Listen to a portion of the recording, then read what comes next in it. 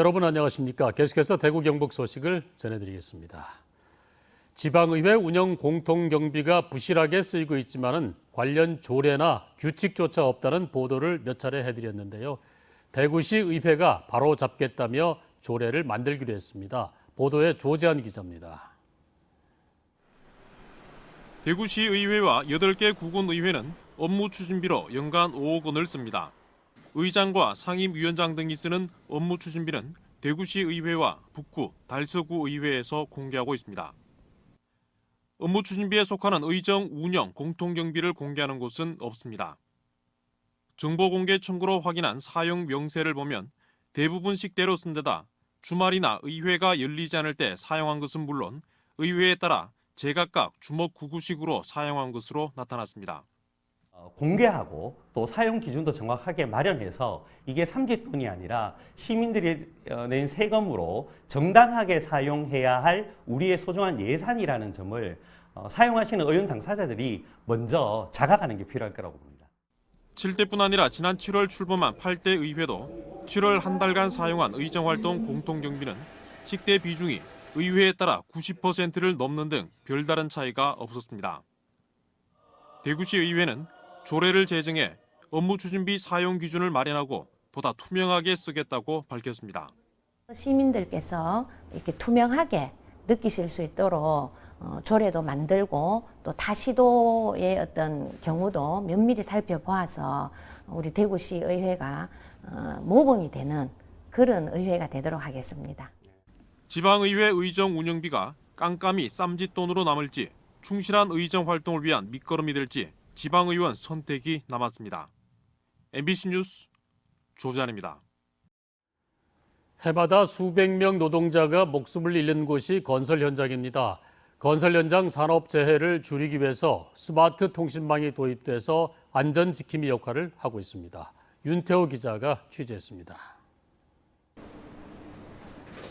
도로공사 현장 노동자들이 쓴 안전모에 작은 통신 장비가 부착돼 있습니다. 낭떠러지와 같은 위험 지역에 접근하면 경고음을 울리도록 만들었습니다. 안전관리 책임자도 동시에 듣기 때문에 안전 조치를 할 수 있습니다. 실시간으로 현장 안전 상황들을 쉽게 전 근로자들뿐만 아니라 관리자들에게 전파할 수 있어서 현장 관리를 하는데 참 유용한 것 같습니다. 충격과 각도를 함께 감지할 수 있어 정신을 잃고 쓰러졌을 때나 절개지 붕괴 조짐까지 포착할 수 있고 중장비로 인한 사고도 예방할 수 있습니다.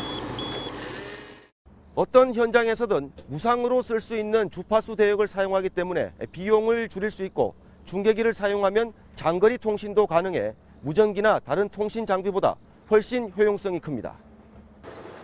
공사 구간이 길고 터널 현장이 많은 도로공사에 가장 먼저 접목됐습니다. 사망사고도 많이 줄이기 위해서 정부 기조에 따라서 그런 불을 활용하다 보면 현장에서는 사고도 많이 줄일 수 있을 것 같고 그러다 보면 안심 현장을 구현할 수 있을 것 같습니다. 밀폐 작업에서 질식사가 좀 많이 발생하고 있습니다. 건설 현장에서. 그래서 이제 가스 센서를 통해 가지고 질식사를 방지할 수 있고 그리고 외부에서도 어플리케이션과 프로그램을 사용해서 현장을 관리할 수 있게끔 준비하고 있습니다. 산업재해를 당한 사람 가운데 31%가 건설업 종사자였고 사망자도 건설업이 52.5%로 가장 많았습니다.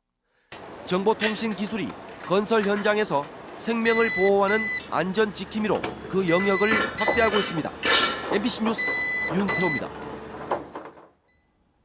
풀무원 계열사 초코 케이크 급식으로 식중독 증세를 호소하는 대구 경북 학생 수가 500명을 넘었습니다. 대구시 교육청은 식중독 의심 환자가 발생한 학교는 유치원 1개와 초등학교 3개, 중학교 1개까지 5개이고 환자 수는 유치원생을 포함해 270여 명이라고 밝혔습니다. 경북도 교육청도 모두 6개 학교에서 240여 명이 의심 증상을 보이고 있고 의심 환자가 발생한 학교는 급식을 중단했다고 밝혔습니다. 경상북도는 정부와 더불어민주당이 공공기관 추가 이전을 검토함에 따라서 따로 팀을 만들어서 경제 유발 효과가 큰 기관 유치에 나서기로 했습니다. 경북도는 이미 김천혁신도시로 옮긴 기관과 연계 가능한 도로교통과 농업기술혁신, 식품연구 관련 기관을 추가로 유치해 이전 효과를 높인다는 전략을 마련했습니다. 도는 혁신도시 발전재단을 만들어 공공기관과 기업, 대학 등과 협력해 관련 산업을 활성화하고 지역 인재를 키우기로 했습니다. 내일 오전 8시부터 방송되는 대구 MBC TV토론 시사톡톡은 최근 확산되고 있는 선거제도 개혁 방안을 토론하는 시간을 마련합니다. 토론회는 이소영 대구대 교수와 장우영 대구 가톨릭대 교수가 패널로 출연해 승자 독식 구조의 현행 선거제도의 문제점을 분석하고 중선거구제와 연동형 비례대표제 등 새롭게 제기되고 있는 제도의 장단점을 토론합니다. 시청자 여러분의 많은 시청 바랍니다. 대구지법 형사 12부 정재수 부장판사는 지난 3월 여중생을 불러내 술을 마시게 한 뒤 주변 숙박업소에서 성폭행한 혐의로 기소된 A군에게 징역 장기 4년에 단기 3년 6개월, B군에게는 장기 2년 6개월에 단기 2년을 선고하고 함께 기소된 C군에 대해서는 대구가정법원 소년부에 사건을 넘겼습니다. 재판부는 피해자가 정상적인 학교 생활이 어렵고 합의도 못한 데다 가해자들이 별다른 죄책감을 보이지 않고 있지만 17살 미만으로 미성숙하고 잘못된 판단으로 범행을 저지른 점 등을 종합했다고 밝혔습니다. 보건복지부에 따르면 인플루엔자 무료 접종 지원 대상은 지난해까지 생후 6개월에서 생후 60개월이었지만 올해부터는 2006년 1월 1일 이후 태어난 12세까지 확대됐습니다. 이에 따라 대구 지역 무료 접종 지원 대상 아동은 지난해 9만 8천 명에서 올해 26만 3천 명으로 늘었습니다. 보건당국은 생애 첫 인플루엔자 백신을 접종하는 생후 6개월 이상 어린이는 9월 11일쯤부터 1회 접종 대상 어린이는 유행기간 동안의 면역력 유지를 위해서 10월 초쯤 접종할 것을 당부했습니다. 이달부터 국민연금을 받는 혈액투석 장애인들의 재심사 절차가 간소화됩니다. 국민연금공단 대구 경북 지역본부는 이달부터 주 2회 이상 혈액투석을 받는 신장장애연금 수급자는 앞으로 진료 기록지를 따로 제출하지 않아도 재심사를 받을 수 있습니다라고 밝혔습니다. 앞으로는 공단 측이 질병관리본부와 건강보험공단에서 신장 이식 정보와 혈액투석 정보를 직접 받아 장애 등급 변동 요인을 확인합니다. 대구 경북에는 매년 500여 명의 신장장애연금 수급자가 혜택을 볼 것으로 예상됩니다. 대구광역시 주짓수협회 창립총회가 어제 열렸습니다.